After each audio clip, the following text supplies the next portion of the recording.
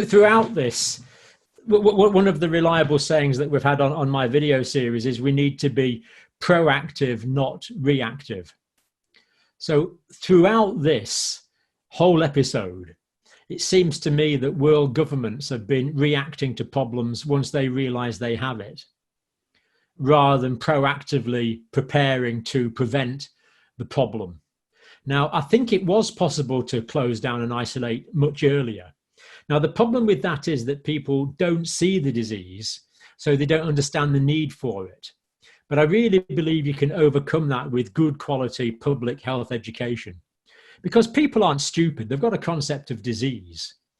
And if you say, look, unless we close this school now, unless we get you to stay at home now, unless we ban air travel now, unless we stop people going on tube trains now, there will be a bad disease in 2 or 3 weeks' time. And I think as long as that's well explained, I think people will pretty well accept that. I mean, they're certainly accepting it now in countries where there's relatively low numbers of cases, but people are accepting the social lockdowns. Yeah, well, they've seen so many explained to them, they understand. Yeah, they've also seen people complying, and then they've seen death rates soaring, and it makes it bigger. You know, we've seen Donald Trump repeatedly say that he wasn't happy with the Chinese government for not divulging this information earlier. Do you think that's a fair case, that they did not tell the world about the severity of this back in November, December, or not? China is I'm constantly getting criticized on my videos now. How dare you accept Chinese numbers? You are politically naive. You just accept what the Chinese say. But the reason I'm taking Chinese data now is that the Chinese response has been in 2 parts.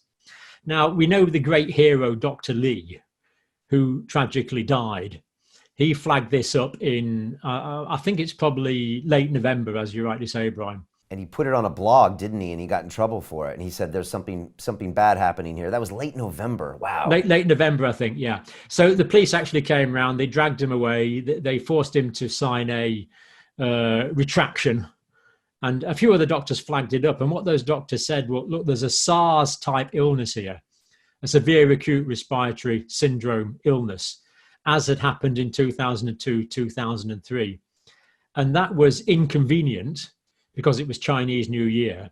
And the Chinese system means that if local officials admit something has gone wrong in their area, then they can be punished by more senior national officials.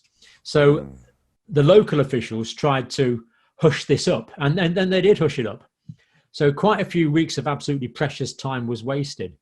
But then when the word got out and it became obvious there was a real problem, and the national Chinese government started taking action.